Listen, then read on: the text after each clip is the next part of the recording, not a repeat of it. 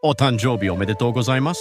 Isto é japonês para parabéns. O Observador faz 12 anos e, em vez de bolo, oferecemos uma visita ao Japão com a Pinto Lopes Viagens. Assine por apenas 39,90€ e habilite-se a ganhar. 12 anos a escrutinar o poder, 12 mil quilómetros para celebrar. Assine hoje em observador.pt. Arigatou. 4 horas.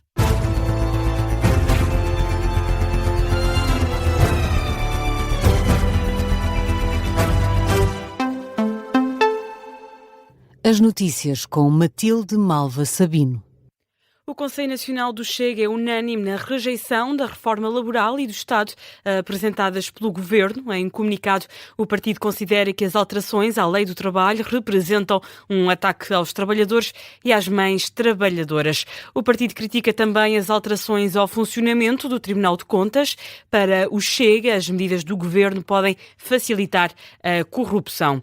A proposta de rejeição destas reformas foi tomada esta quinta-feira no Conselho Nacional do Partido, reunido em Lisboa, que decidiu também adiar o Congresso para o último trimestre do ano e marcar as eleições distritais para 28 de junho e 5 de julho. No discurso de abertura, o presidente do partido pediu responsabilidade e unidade dos militantes em torno da liderança para evitar distúrbios de sintonia e perturbação. André Ventura avisa que, caso o partido se preocupe mais com a vida interna do que com o país, arrisca tornar-se secundário para os portugueses. O Partido Socialista anuncia que vai apresentar uma proposta alternativa ao pacote laboral do Governo. Em Lisboa, José Luís Carneiro reafirmou o voto contra do PS à nova Lei do Trabalho. O secretário-geral socialista já leu o documento e diz que se trata de uma contrarreforma. Quero, por isso, dizer que votaremos contra, de forma fundamentada e convictamente, estas propostas que mais não são do que uma contrarreforma laboral que o Governo, de modo insensível e despoderadamente, desconsiderando os parceiros sociais, levou à Assembleia da República. O PS avança por isso com outra proposta que, segundo José Luís Carneiro, pretende melhorar a competitividade da economia e quer relançar o diálogo com os parceiros sociais. Procurarei dar o meu contributo para relançar o diálogo social, apresentando durante a próxima semana uma proposta relativa às condições para a competitividade da economia portuguesa, para a produtividade desta economia e das nossas empresas e, simultaneamente, para a valorização dos salários e para a formação e a requalificação dos trabalhadores. Essa proposta será um contributo que o PS dará para relançar o diálogo com os parceiros sociais. José Luís Carneiro, em conferência de imprensa na sede nacional do partido. O secretário-geral do PS revelou ainda que já ouviu alguns parceiros sociais como a CAP e a UGT. Esta sexta-feira vai estar reunido com a CGTP. Se Chega e PS votarem contra a nova Lei do Trabalho, o diploma vai ser rejeitado pelo Parlamento, depois de também não ter reunido acordo na concertação social. O Primeiro-Ministro reafirmou a importância das parcerias público-privadas na saúde para dar resposta aos cidadãos. Em Leiria, Luís Montenegro considerou que é a melhor forma de garantir que os serviços são prestados.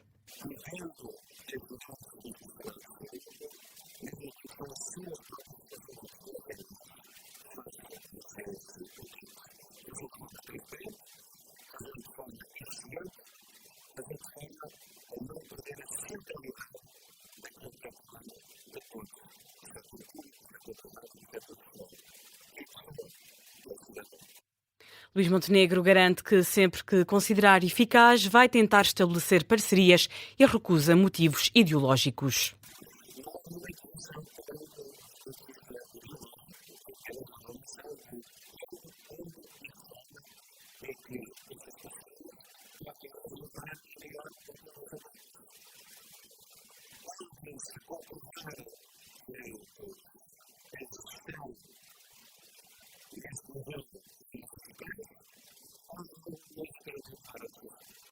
É a promessa do Primeiro-Ministro esta quinta-feira na inauguração do Hospital CUF Leiria. O ministro dos Negócios Estrangeiros assegura que o processo de deportação dos ativistas portugueses em Israel está a decorrer com normalidade, um processo que para Paulo Rangel só foi acelerado à conta da pressão internacional. Neste momento estão em Istambul, portanto, hoje houve uma aceleração das saídas, o que se deu naturalmente à reação profunda que houve aos ataques inaceitáveis, ao comportamento inaceitável do ministro Ben-Gvir, porque de outra forma eu acho que teria demorado mais algum tempo, mas enfim, Israel, perante a indignação internacional, resolveu acelerar as deportações. Isso não permitiu que nós hoje tivéssemos falado com eles à saída de Israel, designadamente à saída do centro de detenção, mas depois o nosso cônsul pôde logo falar com eles ainda no aeroporto, à saída de Tel Aviv para Istambul. O ministro Paulo Rangel, em declarações na Suécia, captadas pela CNN Portugal, os ativistas portugueses estão a pernoitar em Istambul e seguem depois para o Porto. Os Estados Unidos e o Irão estão muito próximos de um acordo e a trabalhar num esboço de proposta de paz, é o que adianta uma fonte iraniana citada pela Al Jazeera. Os enviados especiais dos dois países estão a trabalhar indiretamente sob a mediação paquistanesa e estão a trocar propostas para estabelecer uma estrutura formal de acordo. Donald Trump anunciou o envio de 5.000 militares norte-americanos para a Polónia. É exatamente o mesmo número de soldados que o presidente dos Estados Unidos decidiu retirar da Alemanha. O anúncio foi feito através de uma publicação nas redes sociais. No início desta semana, o vice-presidente norte-americano J.D. Vance excluiu a retirada total dos contingentes na Europa e admitiu uma redistribuição dos militares destacados consoante os interesses de segurança de Washington. Seguimos com o caso das duas crianças abandonadas em Alcácer do Sal. A mãe e o padrasto vão ser presentes esta sexta-feira a tribunal em Setúbal, depois de terem sido detidos nos arredores de Fátima, junto a um café, na sequência da denúncia de pessoas que ali passaram, a mais de 100 quilómetros do local onde foram abandonadas as crianças. Ricardo Lopes. São cerca de 140 quilómetros que separam Alcácer do Sal de Casa Velha, uma pacata localidade na freguesia de Fátima, concelho de Orém. Foi aqui que os suspeitos estiveram toda a manhã, no snack bar O Vasco, de forma serena, sentados na esplanada, iam fazendo alguns pedidos, como nos explica o proprietário Jorge Lopes. Consumir pequeno almoço, bolos e galões.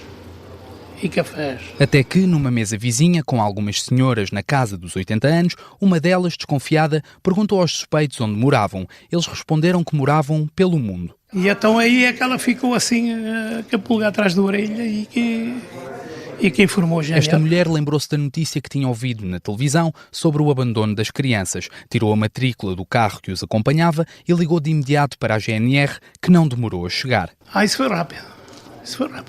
Isso foi mais ou menos a hora que eu saí daqui, fui tomar banho e tal, entretanto, estava aí. Isso foi rápido, isso aí, a ação foi...